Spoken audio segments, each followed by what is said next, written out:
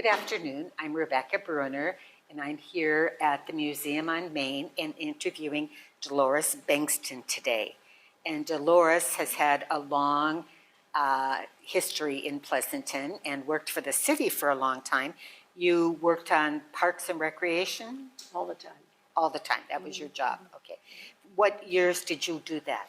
Well, we moved to Pleasanton in 1968, and it was in 1969 I started working for the city, and at that time there was no public swimming pool. We used Amador's pool. Okay. And Pat Cates was the manager of that pool, and she allowed me to bring all the programs that I had developed in Richland, Washington, both through the YMCA and the city, into Pleasanton's programs. And she was just a wonderful person. I just so admired her. And of course, that's when I met people like Sue Nerton and some of the other old timers, Jill, and I can't remember her husband's name. But so I brought those programs to Pleasanton, and we worked just 1 year there, and then the public pool opened on Black Avenue. Oh, okay. And now the interesting thing about that, in their wisdom, the city had built two beautiful pools, but neither had deep water. Oh.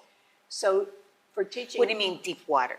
Something over 5 feet. Oh, okay, okay. And so if you want to teach life-saving... Yes. Or water adjustment to someone who's a little bit tall, you have a hard time. So we spent a number of years...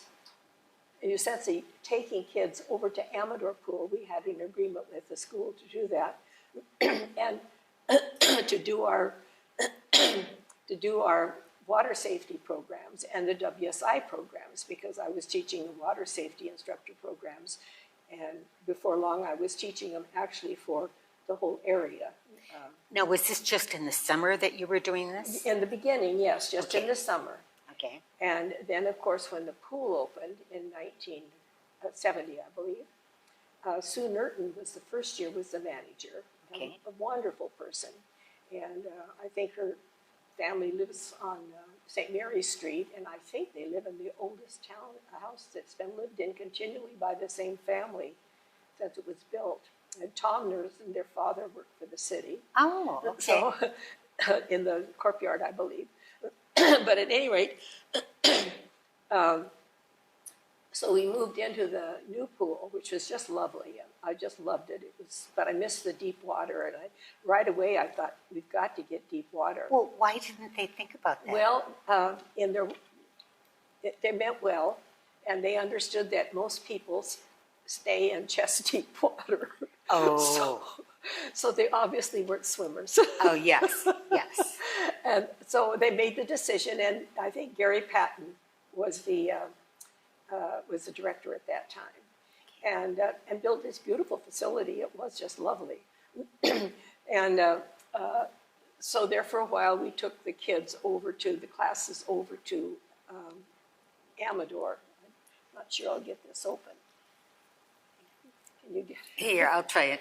There, that way. Thank you so much. To do the water safety and classes and the WSI classes. Right.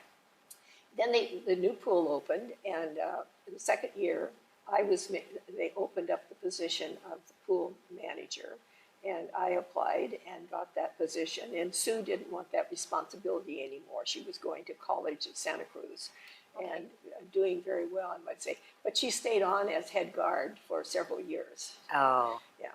And so it was really fun to build a program at the new pool where we could develop a big program for the preschoolers and the little kids, and the one for the bigger kids, and take them into swimming nicely. And I had wonderful staff, and one of the things that I hope people have always appreciated is that, and I'm sure the same is true today, the pool at that time was staffed completely with high school and college kids and me. And I had two other ladies that helped teach some of the water exercise classes. And so it was all ran by young adults. And So it was good employment for them. Oh, it was a wonderful program. We had water safety aides that volunteered. And they volunteered, and they had to volunteer two sessions a summer to be considered an aide. And we always had 40 or 50 during the summer. Oh. that was helping with all the classes. And the staff was primarily high school and college kids, even cleaning the pool and cleaning the restrooms, maintaining the pool. And they did such a wonderful job. I'm always grateful that I had that opportunity because they were so joyful. Oh. I mean, I loved working with those kids. In fact, if I had to name any job I enjoyed more, the very most, it would be working with the young adults that ran the pool. Well, and it's a good job for a summer employment, you know. Well, and those that went off to college, they could drop right back into their job. Yeah. You see, it was really easy for them. And I think we held our staff year after year after year. Well, they must have liked working for you. I'd like to think they did, and it was some of the fun we had is what they really liked. Okay. Because we had the water safety aides, and we had a lot of fun with them. We did splash day, and we did things in the pool that they could do. Then we had our staff, our regular staff, and those are the ones that late at night we would do things that probably we shouldn't have been doing. Like water skiing in the pool. What do you mean water skiing in the pool? Everybody knows this because it's not a secret. Okay. Well, we decided that the meter pool, the 25-meter pool, would be long enough to water ski in. I had a 67 VW with the sunroof. And so after the pool would close and things would quiet down, we would get ready. And I'd bring my VW into the gate that you have in the pool and back it up. And David Raymond would put on aviator glasses. Remember the old leather ones with the goggles? Yes. He would stand up to my sunroof and look and give me signals. And then we had people go from one corner of the pool to the other corner of the pool, kitty corner. And of course, I stopped the car, and I had practiced this a couple of times, right when I needed to stop in case they didn't let go, because I didn't want to break two legs.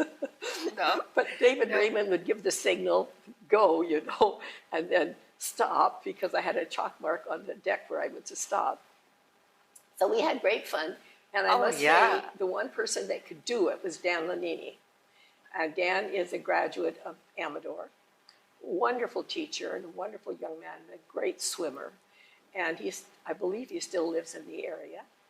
But Dan actually casually, with great verve, stood on the edge of the pool and did a jump start into the pool. And went across the pool and let go and skidded into the pool. My own daughter tried it because she was a staff member at that time, and she barely got up, but most of them didn't get up even. Oh, but, yes, but they had fun. We had great fun. It was so much fun. Oh. And we did other things too. We stilt walked in the pool, and we stilt walked around the deck, because I happen to be an avid stilt walker. And so we did a little stilt walking and discovered that it's hard to walk on stilts in the water. Okay. So we would have little races kind of around the pool. And let's see what else did we do. We played underwater water polo. We used a hockey puck and a stick. And the name of the game is you dive down and you could push the puck forward, but you couldn't pick it up. You couldn't pick it up, And so it got pretty vicious. And we played water polo, which was a lot of fun. And using garbage cans for goals and whatever we could find. Well, no wonder they all liked to work there. We all had a good time. It was just so much fun because they were very, very intelligent, very careful, and I could trust them that they weren't taking things too far. So we had a very, very good time. And you participated with them? Oh, of course. Yes. I got two black eyes. When we played water polo, I got hit right here in the nose of right in the middle of my nose, and got two big black eyes from it. And did the city ever ask you what that was from? Probably not. I probably wore sunglasses when I went down there. Oh. They kind of knew what we were doing. At least the key people did. Yeah. But it was a fun time. Yeah. And I regretted, in some ways, it was a challenge to move into the main department. But I felt that I could do it. Because in the meanwhile, while I was running the pool, and I also did the summer the summer, what did they call it, the playground program. Okay. We had 8 sites in Pleasanton. We ran playgrounds during the summer. Oh, So that was in my afternoons. Once we got into Yeah. rec swimming, I'd usually take off and see that the playgrounds were settled down. And they were also ran by college students. Yeah. Very responsible and very good. And what happened? Jim, you know Jim Fields? Yes. I think he was a playground leader. Oh, I okay. think my daughter worked with him, my daughter Susan. Yeah. Yes, and I could tell you that they were having a good time too. Okay. And where I came from, they did that to the playground, but they don't do that anymore, do they? What stopped that? Because it was so much fun. I don't know. I think it's a liability. I think, unfortunately, we live in a world where it seems like anything that is potentially a lawsuit, you back off from. I was just glad that we had a city attorney that was, sometimes he did say, I don't want to hear about it, Delores. Who was the city attorney you're referring I to? think the city attorney was Harvey. I think it was Harvey. I can't remember. I'd have to think of it to see if I can remember it.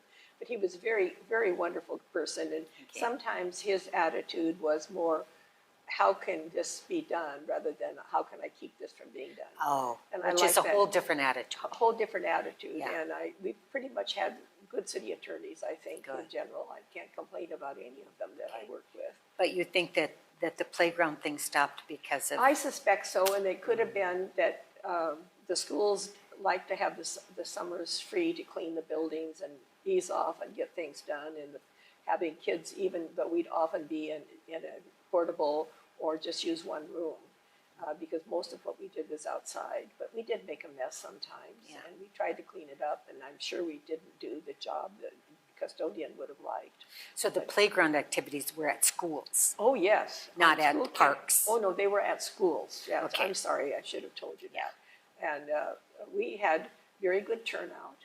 Yeah. And we were also running a program at that time at Komodorski. Can you remember Oh. Komodorski? No. Komodorski was leftover housing from when the military was here, and it was in Dublin, but it was run by the Pleasanton Housing Authority. Oh, And I don't know the story behind that. Okay. All I know is I applied for funds from Title VIII, I think it was, of the federal government, to run a summer program there for all the children that lived there. And so we also had a summer program that was going for the Komodorski kids. It was very good. Yeah. It was a wonderful program, lunches and everything. Well, and then children, yes, they would learn different sports or they'd learn different activities, and it was, We had and those we playground things were really good for the Yes, kids. yes. It was wonderful. Yeah, we had a good time. Well, and then, as I say, it moved on, and I think it was in 1969. I'm sorry, 1979, when Bobby Caparuso was going to retire. He was the director after Gary left. And Of Parks and Rec. On Parks and Rec, yes. Okay. So Bobby Caparuso, and I don't know if you know the Caparusos, they lived here in town too. And Dad worked for the Corpyard, as I recall. Okay. And city opened up that position. Well, by then I'd finished college because I had been going to school too during that time. Okay. To get a degree in recreation. And you applied for it, and they sent this whole state test and everything. It was a whole room full of people in the vets building. And I was really surprised that I got the job. Oh. And so I was very pleased about that. And so, as I say, that started me into being the director of the department. And right off the bat, the first thing that had to happen is we had a whole bunch of parks lined up that needed to be built. We under park dedication ordinance at that time. I don't know if it's still that way. Okay. A developer paid his development fees, and part of that was for parks. Yes. And you had 5 years that the park had to be built. Well, there was a backlog of them because remember, Pleasanton was growing. Because when we moved into Pleasanton, it was 17,000 people. And I don't know what it was by then. I could go look on that board maybe and say, but we were working hard. We had to work hard to get the parks done. So they gave you the money, but the city had to build the Oh, park? yes. Okay. Yes. And so the city had a backlog of parks to be built? Yes, the city had the Okay. backlog. They'd taken the money Yeah. and now build the parks. Okay. They knew the sites the park were going to be because that was planned within the development. Sure. And this is like Moeller Park, Hanson Park. I could name any number of parks that filled this bill. And so we did 6 parks the first year. We got them through the process, the community meetings, the Park and Recreation Commission, the Planning Commission, the City Council, and we got them done. Wow. It That's a lot to do. was a lot. It was a hectic year. Yeah. Fortunately, we had a John Crawford who was a city landscape architect at that time who managed the products. I got him through the process and got to a park where the neighbors were happy with what we were planning, and the Park and Recreation Commission, who took a very active role in this. Okay. They were happy, and usually when it got to the council, I don't recall it ever being a problem. Oh, We had a wonderful council then, good. as we've often had, but it was Ken Mercer and Frank Brandis and all the old timers, Bob Butler, and I think Walt Wood. I can't remember who the 5th one was, but they were just said, do it, you know. They trusted the Park and Rec Commission, I think, and everything, and the staff.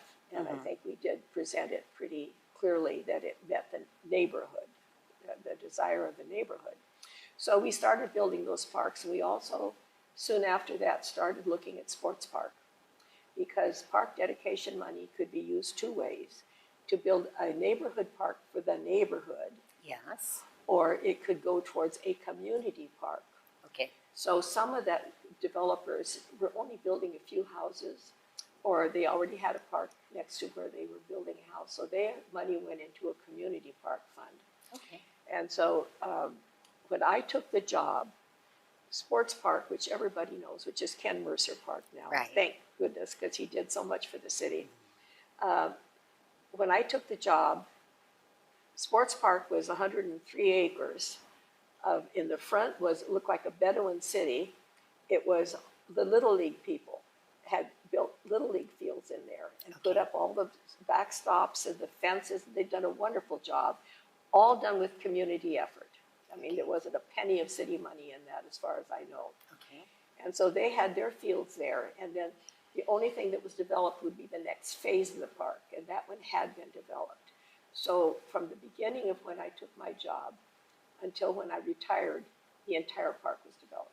So when did you start your job? I started my job in 79, And you retired? in 99. Wow. So that was that's right. because it was a big job there. Yeah. So it was, and we did some of that with federal money that we were able to apply grants for. And I got, I think, money for the softball complex, as I recall. But so it just was wonderful. So during the time that I was a director, many of the parks in town were built. And we were also able to convince them to give us a park up on the hill, which is Augustine Burnell Park. And that was done with a lot of support from the council and a lot of consultation with the developers, because the people, obviously, if they have a lovely home on a very exclusive community, are not keen about having cars rolling up and down the hill to the park. I think it's worked out okay. We did, I think, a fair job of managing it. Because those people would be going through Golden Eagle. Oh, yes. To get up to they the go park. Through Golden Eagle, yes. And that's a 237-acre park. Yeah. And it's been, been a very, very nice park. In fact, sometimes when they ask for what's a favorite park, they do this survey every year. Yeah. And the favorite park is Augustine Burnell. Oh, is there? Mm-hmm. Okay. Yeah. Yeah. So as I say, a lot of the time was spent doing, because at that time we were the Parks, Recreation, and we ended up being Parks, Recreation, and Community Services Department. Okay. Because we were also at that time really growing the community services part of it. And again, it was because people were just becoming aware of the fact that there's a very important component of your city, and that's the things that saves your arts programs and your seniors programs, your health programs, anything that you do in the area of community services. Yeah, So- and bringing people together. You came in Yes. at a time when we were building and more people were coming in. And so Absolutely. we wanted to build that sense of community, I'm Oh, guessing. yes.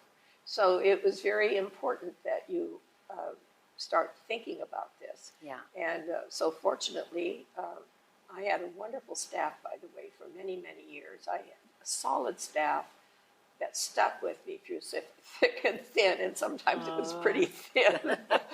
But Dan Diaz, who was a sports person, Eileen Morley, who was community services, and of course, Andy Jorgensen, Yeah. who ended up being the arts person in charge of civic arts. So they were absolutely excellent. And I had two secretaries, Diana Bonanno, who of course you probably know. I looked over there on the bulletin board and saw Cyril Bonanno, principal of Amador. Yes. Diane Bonanno, and then Glenda Sebald. Best secretaries in the entire city hall.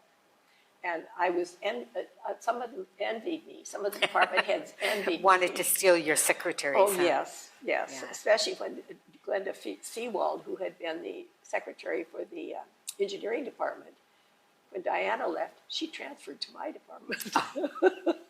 Oh, that stung. Yes. But it was a wonderful, a wonderful staff, and I don't think we could have done as much as we were able to do without that kind of staff. Very dedicated. Yeah, and then of course the other thing that we were developing, besides the softball complex building, then it was the tennis complex. Oh, yes. Because that was also another big project that we had to get done, and that's a community park. Yeah. And that again took a lot of community meetings, and I'll always be grateful to Mike Fulford, who was our landscape engineer, who worked with that community because they had a lot of problems. Pleasanton was not that used to having lights in their parks, We fought to get them in Sports Park.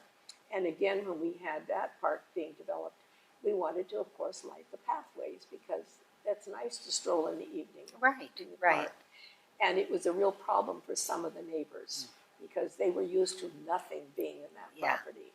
Yeah. And so Mike worked with them until he found a light that was all black on the one side and only shone out, and it made them very happy. So we were able to get that done. But there were a lot of projects we did.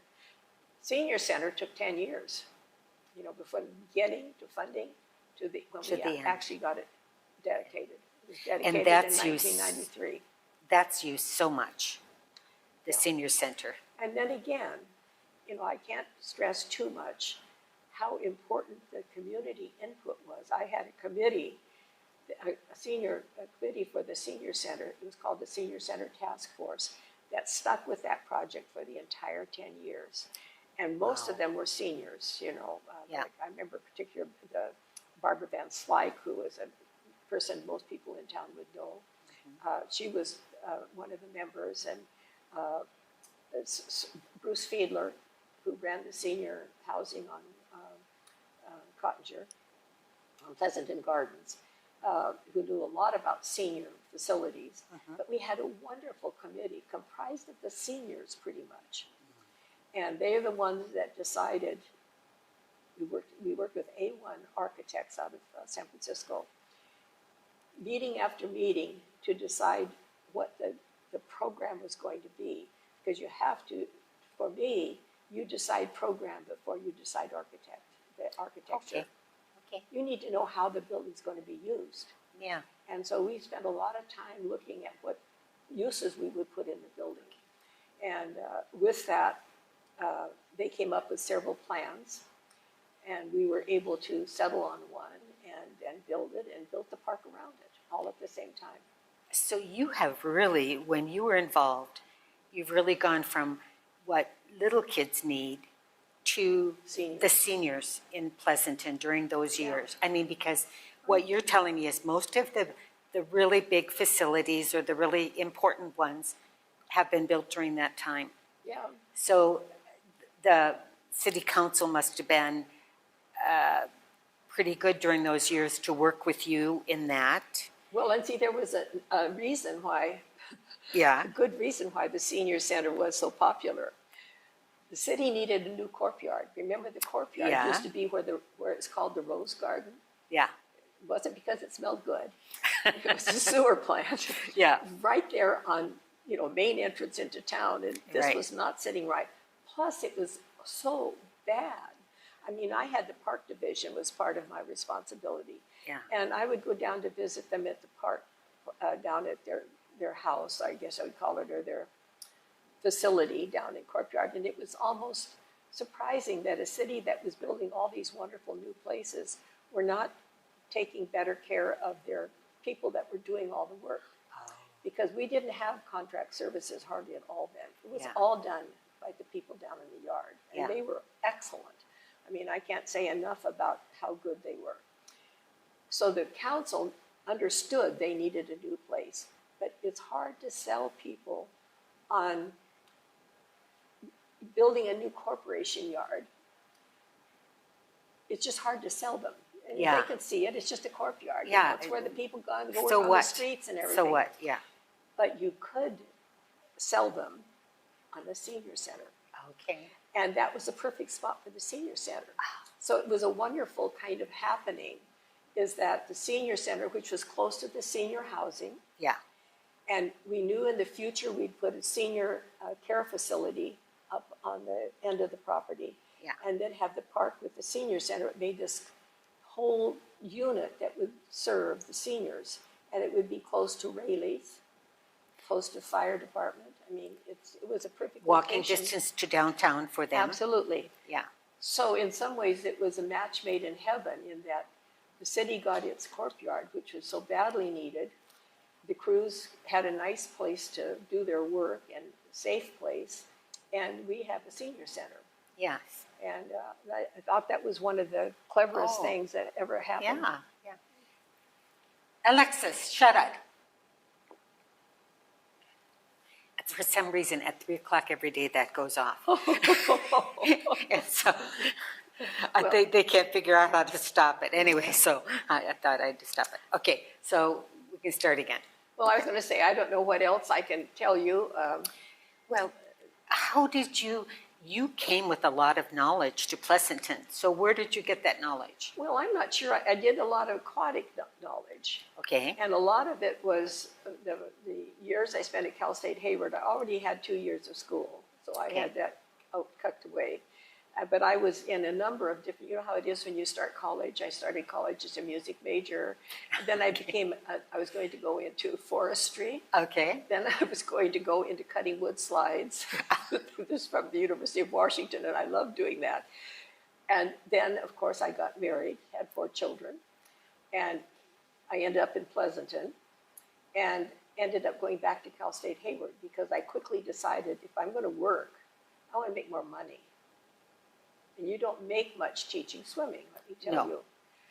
And it's a limited time, usually it's summer. Well, we opened the pool full time Okay. fairly early. We used to cover it in the pool. In fact, I noticed that the year that there was snow, in the, Oh, yeah.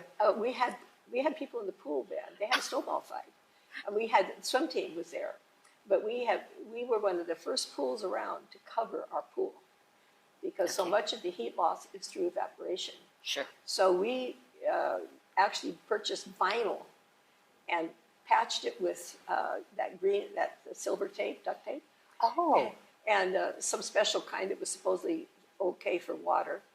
And we would pull that big vinyl cover off on that 25-meter pool every night and take it up the next morning so we could use the pool. And then we got more and more sophisticated when they started developing better pool covers. So we finally ended up with commercial type. Okay. But we did have fun with some of them. Sure. Well, and did it ever become a deep water? How did that happen? Oh, well, the deep water pool was, I had been there, I don't know, I think it was about 1974, maybe 75, I can't remember. I think it was 70, well, right around in there. There was a grant available from, and I can't remember, I think it was a state grant. And I think I got $500,000 from the state grant for that pool. And after you really talked with the Park and Recreation Commission and you talked with the council, they understood completely what was going on, that we were taking kids over to Amador all summer long Yeah. to get them adjusted, because frankly, I would normally even want to pass a kid into intermediate swimming without them being totally water adjustment in deep water. Right. And you couldn't do that. Right. So it was a very important thing to me, and it became important to them. So when we got the grant, I can't remember if the pool was designed first or whether we got the grant first, but we had a designer do the deep water pool, and we built it. So the city put in the rest of the funding. Oh. And there could have been some of the park dedication funds used towards that, I don't know. Yeah. Because I wasn't really into what was happening with that. I was not privy to that information. Okay. But at any rate, that's what happened, and we got the first deep water pool. And it was wonderful, just wonderful. Yeah, because that's really the only way you can teach swimming lessons, like you say. The shallow water pool is wonderful, by the way. Yeah. For little kids, Yep. The 3 pools we had Yeah. were wonderful. And I haven't worked at the pools we have now since it was remodeled, because it's completely different now. You know, we got the long course pool, and then they remodeled the old pool so that they combined the deep water with the meter pool, with the 25-meter pool. So it's different. I'm hoping it works just as well as ours did, because it's a good facility. Yeah. Now, Delores, I know that the facility is named after you. Yes, it is. And how did that happen? Well, when I got ready, I guess it happened when I was getting ready to retire. The pool was done and everything, and it happened at a council meeting. I did not expect it. And they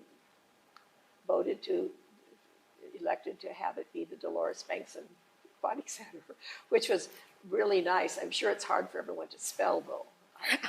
In fact, I have a good joke about that. When they were putting up the big sign that says Delores Bengtson Aquatic Center, there's a big joke about my last name. In the first place, everybody gets it wrong. They always put the S after the T. Before the T, Delores Bengtson. Plus, at City Hall, I always got Mr. Bengtson, Okay. director. Plus, one time I got something directed to Mr. Parks. Nobody knew quite who you were. All my aliases. Oh. So, but when the signs came, Mike Fulford, who of course was one of the people in charge of the design and following through and checking and seeing that it was following its pattern, came in to tell me, Delores, It's spelled. the signs came in. They spelled your name wrong. I really thought he meant it. Oh, he was just giving you a He hard was just time. giving me a hard time, but I can easily manage that happen. Yes. I really can, Yeah. because it's such a It is common- unusual. I had a lady at the bank turn my check around and say, you signed your name wrong. Oh. But what an honor. And And it was an honor, and I was humbled by it. Yeah. Really, that they would do but that. you did so much in the time you were with the city. I mean, amazing. You know, the sports park, the senior center, the other parks that were built, you know, Tennis complex. the tennis complex yes. and the aquatic park Yeah. itself. Yeah. Yeah. And we were able also to get the preschool program up and running there in Amador Park. Yeah.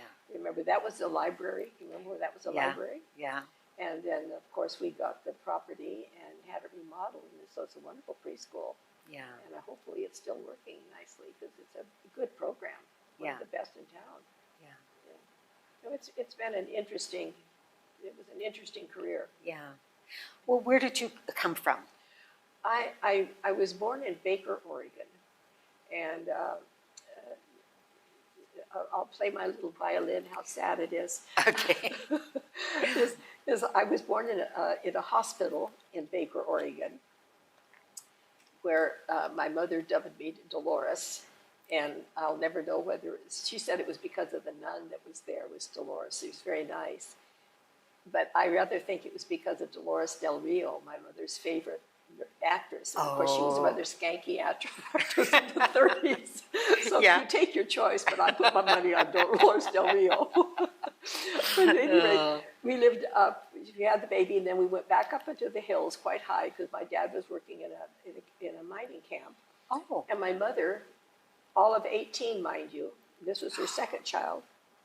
She had my sister who was 1 and me, a newborn. We lived in a tent, and we were the only females in the camp because women weren't allowed usually. She was the cook. Oh. She cooked for that whole crew. And how big was the crew? I don't know whether it was 10 or 12. I'm impressed that she did it because Yeah. we lived in a tent way up in the mountains where it was very cold during the winter time. And did you say it was in Oregon? In Eastern Oregon, yeah. Okay. Eastern Oregon. And so it must have been, I've always looked back and admired so much that she was able to do that. Yes. She was able to do that. So how long were you there? We were there only a short time, and then we moved to Idaho, where my dad has family and had a fruit farm, and we stayed there a while. Then we moved to Klickitat, which is in the hills of Washington, Okay. right on the Columbia River practically. We just go 13 miles up and you come to this little tiny town. It was the only mill in the state at that time that was running nothing but yellow pine. They had a sawmill and a dry kiln. And Dad worked there. And at first we lived out of town because there was nothing available in town. It was a company town. Okay. And you had to wait until a company house was available because we didn't have money to have our own house. We had to have a company house. Right. And we lived out of town and walked over 2 bridges over the Klickitat River to get into town. And we lived out first we lived in a river bottom in a house that actually flooded in the wintertime, or in the spring actually. Yeah. The Klickitat Glacier fed the Klickitat River. It's Okay. off Mount Adams. And we lived there a while, and I can remember waking up and having my shoes floating. And I was very concerned because they were my shoes. Yes. And maybe your only ones. Yes. Yeah. And because then we moved up out of town there by people called the Boysons, who were very, very kind people. And finally we were able to move into town after walking to school over those 2 bridges, my sister and I together for a couple of years. But everybody was poor, so you didn't care. You had a wonderful, I love Klickitat. In fact, I wrote my little memoir for my children. And in there, it shows how much I love that town. Oh. We stayed there until 1942. Uh-huh. And I went to the 1st, 2nd, 3rd, and 4th grade there. And it was wonderful because we had complete freedom. Yeah. Kids today don't know what it's like to have complete freedom. I hiked the hills by myself, I think, from when I was 6 years old. And my folks let me, and I love to do it. And you could go play on the piles of lumber, or watch the rattlesnakes go down in there because they lived underneath those piles of lumber. We had lots of rattlesnakes. It was absolute freedom. And at recess, you went out into a playground that was pretty much dirt, but it had big swings, and you could walk up on the hill, and it'd be kind of wild out there, and you could pick flowers if you wanted to, or do anything you wanted. And it was a wonderful, I loved living in Klickitat. And my kids always know that because they remember that my formative years were Klickitat. And that's really where you maybe got your love for forestry and Yes. water and Yes, in the natural world, yes. Because I used to hike clear up on the hills. And the hills there were no more than 1,000 feet, I don't think. They were that tall. And I would go up there and pick wildflowers to bring them home to my mother.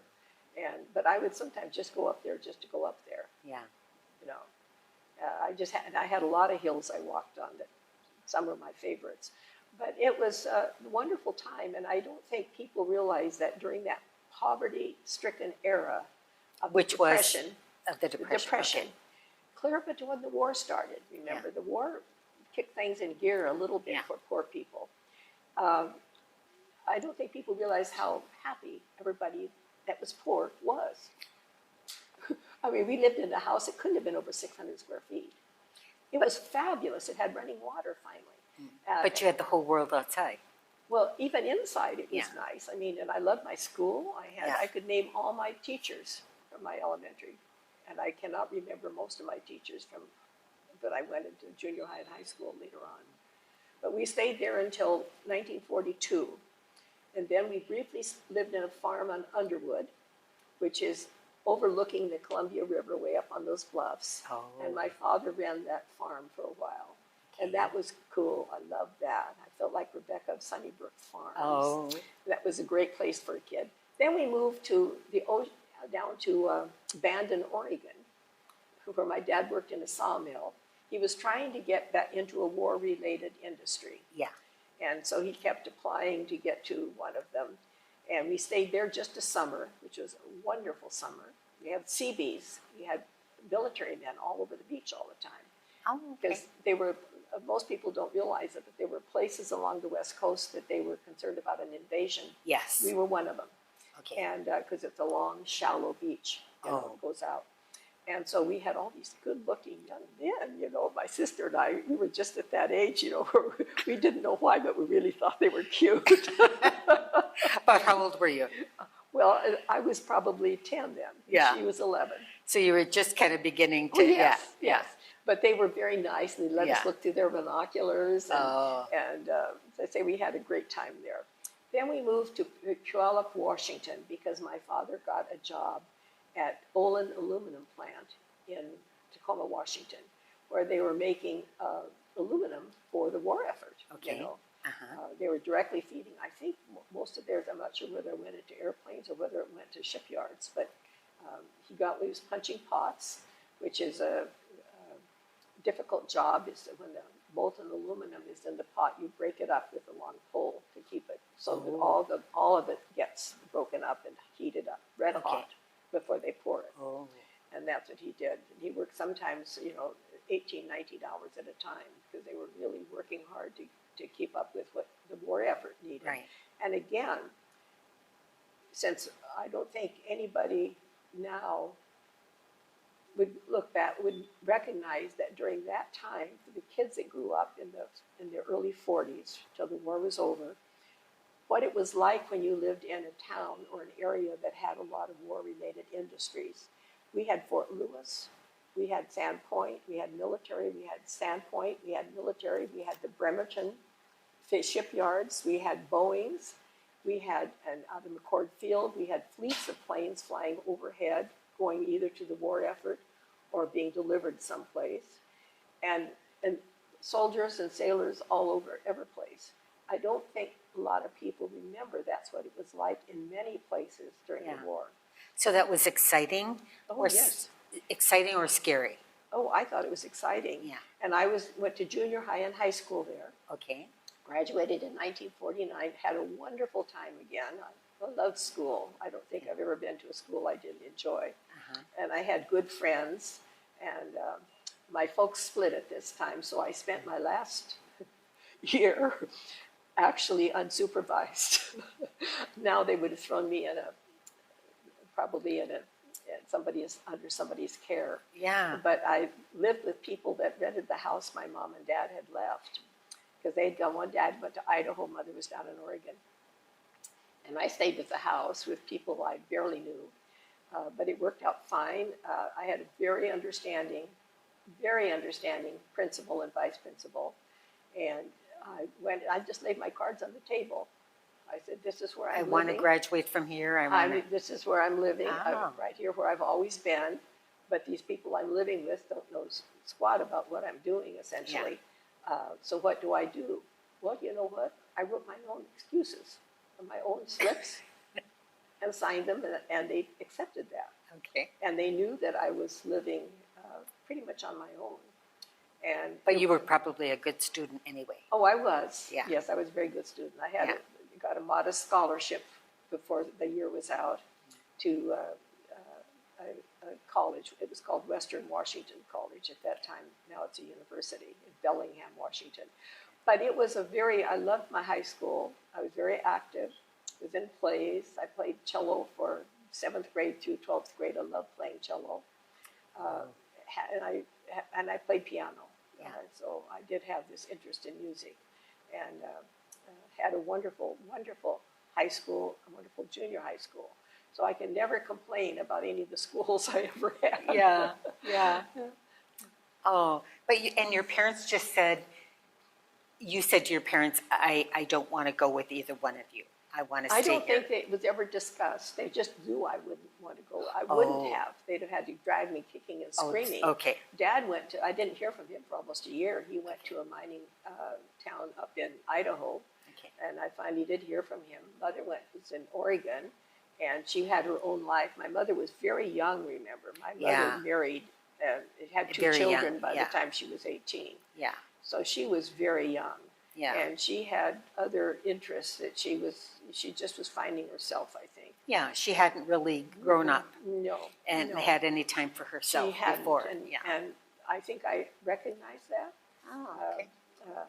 I don't think it was a problem to me, that I kind of Yeah. understood what was happening. And as later on, they got back together again, by the way. Oh. Supposedly, it was like 5 years later, and they did it for the sake of the children. Well, my sister and I were both gone. we were both like 25 and 26. Yeah. Which I always thought was rather amusing. Yes, yes. And then they divorced. Oh, then they divorced after that again. Yeah. Oh, dear.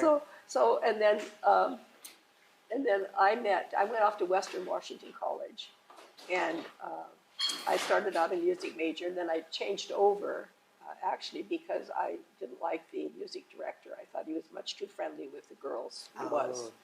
We have reported him now. Yeah. And I decided then I would become a forest ranger. And so I had to take a science, and I took chemistry, partly because my good friend that I was rooming with had to take chemistry. I didn't really want to take chemistry because I know nothing about it and never have liked it. But she had to have it because she was in home ec. And she was going to transfer over to another college and be a home ec teacher. Well, I met my husband then. He was a chemistry teacher. Oh, okay. So he was teaching chemistry, and make a long story short, we got married in May of the following year. And he got recalled into the Korean War. Oh. So we spent a lot of time writing letters and trying to keep him from happy to go to the Korean War, because he was planning on going back to the University of Washington to get his doctorate in chemical engineering. Yeah.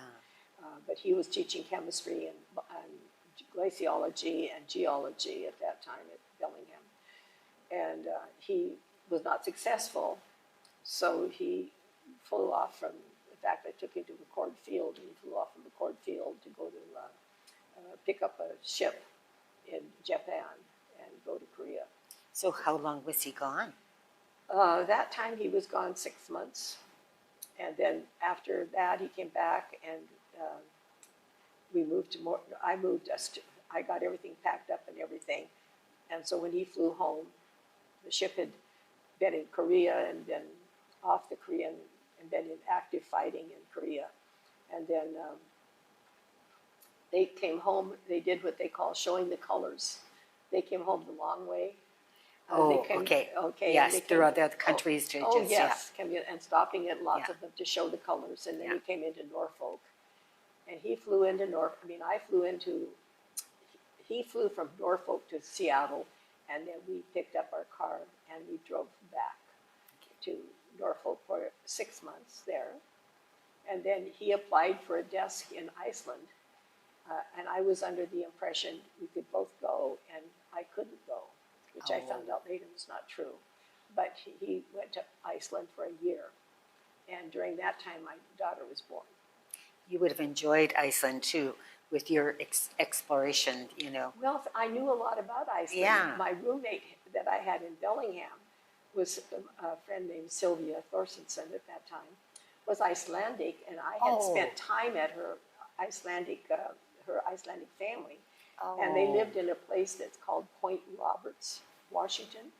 And hangs down from Canada. So you have to go up to Canada, over, and then you drop back into Point Roberts. Oh. It's as they say, it's weird. Yeah. But and I had stayed a couple of weeks there in the summer and helped her take care of the farm. So I knew all about Iceland because they knew everything about it, and she wanted me to understand where they came from, what Iceland was like. And so I had encouraged him to apply to the Iceland Post when it was available. Yeah. And make a long story short, I didn't go. He went. He was stationed in Reykjavik for a year. And I moved back to Seattle and found a little apartment, lived there. I had my baby. And every 2 years, then I had another baby. And he went back to school when he came back from Iceland. He was out of the Navy. He gave up his commission because he didn't want to be sucked in again. Yeah. He got sucked in because he had 13 years credit before he was done. Yeah. And that's enough of your life. Yeah. And so, as I say, he went to the University of Washington, and we lived in a place called Baghdad on the Dump. If you'd ask any of us what its name was, its official name was Union Bay Village, but it was built on the old dump site. Oh. And the units were all units that had been brought over in a barge from Bremerton, Washington. They were leftover federal housing for the war, from the war. Yeah. And we lived there till he got his doctorate. And then we moved to briefly to Mountain View for just a year. He worked for Kaiser Aluminum at that time. And then he got an offer from the University of Washington to run the graduate school at Richland, Washington. So we moved to Richland, and he ran the graduate school, and it was there that I had my last child. Annie was born there. And after the children were a little bit older, and Anne was about 5 or 6, I think, when she started school, I got involved in aquatics. Now, I had taken aquatics at Bellingham, but I hadn't pursued it as any kind of profession. Yeah. But then when Anne was old enough to go to school, I thought, well, I knew I had a WSI from Bellingham. I'll renew my WSI, and I can teach at the pool, the city's pool. And so I did, and learned a lot. The fact the program I brought down here to Pleasanton at that time Was from there. Was from that pool. And then the YMCA decided to build an indoor natatorium, a facility that had an indoor pool. I was on their board, the only female on a YMCA board at that time in the state. And I was chairman of the board later on. But it was really interesting because I had worked on the project before. I hadn't worked on a project. Yeah. And so it was my first experience with doing that. Yeah.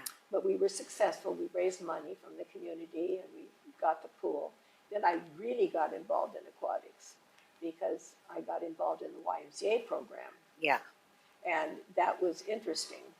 That's where I first started working with disabled children and doing water exercises. And so I had to do a quick learning curve on both. So I became credentialed in working with disabled.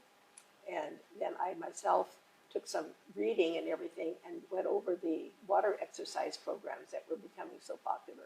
So we started doing both. I had all the schools, the schools that did the special ed education programs, brought those children to me. So I had them they each had a quarter of their school year at the pool once a week. They'd come for lessons. Oh. And that was just a wonderful experience, and it taught me so much. Yeah. It was just wonderful, and it was just uplifting to see them respond to an aquatic experience that they hadn't had. Yeah. And it was myself and a whole bunch of ladies were the teachers, all volunteers, because I volunteered at the Y. I was not paid. And it was a most wonderful program. And then we did water exercises, started adult water exercises. And they were very successful. Yeah. And had a wonderful program. So it was really excellent. So let's say that's kind of it in a nutshell from Richland. And then my ex got an offer to come back to Kaiser. Kaiser was building their new facility here in Pleasanton. and made a good offer to him. So we moved here to Pleasanton. Now I must tell you about coming to Pleasanton. 2 cars, station wagon pulling a camp trailer, Petunia, which was a 1950 Chrysler, pulling just a regular little trailer with stuff in it. Me driving Petunia, my husband driving the other car, 4 kids, a cat, and a dog, okay? Moving to Pleasanton, but we're tired. And remember, all of I-5 was being torn up at that time. Oh. This was 1968, and they were working on I-5. I think half the road was dirt and gravel. And that's the only road between That's us. the only way. Yeah. And so it was a long and dusty trip. We stopped once for the night, and then we came into Pleasanton. Well, little did I know, we came into Pleasanton on a Sunday. Little did we know it was the last day of the fair. 1968. And were you here then? No. Well, 1968 was much different than it is. Okay. 1968, there were taverns all up and Yes. all around town. Yes. There were cars everywhere, and people almost being outrageous. And motorcycles were running through town, running the stoplights. There were no, just regular stop signs. There were no stoplights. Running the stop signs, just woo, big. I thought I had died and gone to you know where. Yes. I thought, is this where I'm going to live? It was awful. It was just awful. Couldn't find a place to stay because of the fair. Yeah. We ended up staying in Milpitas. The next day, I had to go get kids registered for school. So I piled them in the station wagon and head up to Pleasanton. Peace and calm. It's like a different city. I couldn't believe it. I mean, what's happened, you know? What's happened here? Just overnight, yeah. Just overnight. Oh. It was absolutely funny. And of course, it made it even funnier is that I went and registered the kids at Amador. And when I came back a few days later, the building was torn down. That front part of the building was gone. Remember, it used to have the whole front of the building? Yeah. With the Amador Theater rested, the Amador was right in between them, the theater. Yeah. Then there was a gym, and then there was this big hulking piece here that was the offices and everything. And it was all. It was gone and cleaned up. I mean, I thought, what's What with is this this? city? Yeah. With the city. Oh. It was really funny, and I've always appreciated the big change in coming down. From Sunday till I think it was Wednesday when I finally got back here. But it's been an interesting. And you've lived here ever since.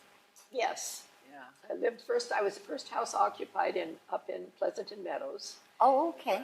But then I moved in 1986 to where I am now, which is over in Rose Point. Yeah. I needed a smaller house. My kids were gone. My ex was gone. And so as I say, just me and the dog. And I've stayed there ever since then. Okay. Yeah. Which is very different than you're growing up. It sounds like you moved a lot.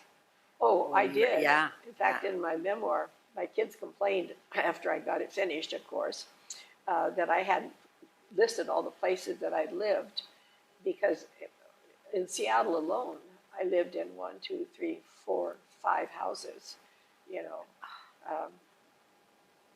I moved around. I moved around a lot in my lifetime, and it's all been wonderful. I can't complain. Yeah. And of course, when I grew older, that's when when my ex we divorced and my children were gone, it's when I started doing traveling. And I did love to do that. Good. Yes, I still do it if I could, but I can't anymore. I love Africa. I just love Africa. I've been there 5 times. It's just wonderful. I worked in a school 2 of the times. Oh. Yeah, in Tanzania. And it was just wonderful. The loveliest people. And the parks are spectacular. And everybody that I've never met anyone on any of the trips I took to Africa that weren't friendly, warm, and trusting. And when I tell people that I would go on a weekend with just a Maasai out to look at something and for the weekend, and they'd say, all alone? And I'd say, well, yeah, I said, they're very trustworthy. And it was a wonderful experience because it's changed my attitude, and I think that of my children a lot. Okay. Because I just found them, any place you went, even West Africa, South Africa, very nice people. Very nice. Yeah, Oh, I loved Africa. yeah. So I like to Interesting. travel, but I can't Yeah. travel anymore. Yeah. So. Oh. Well, we'll have to have you talk about your travel experiences another time. Oh, yeah. It sounds like that would be interesting. Yeah. Yeah. And your gardening. I know you're very much into gardening and garden clubs and Yes, such. when I retired, I joined the Livermore Valley Garden Club, Yeah. and it's been a wonderful experience. The nicest people in that club, and they do a lot of community projects, and both here and in Livermore. Yeah.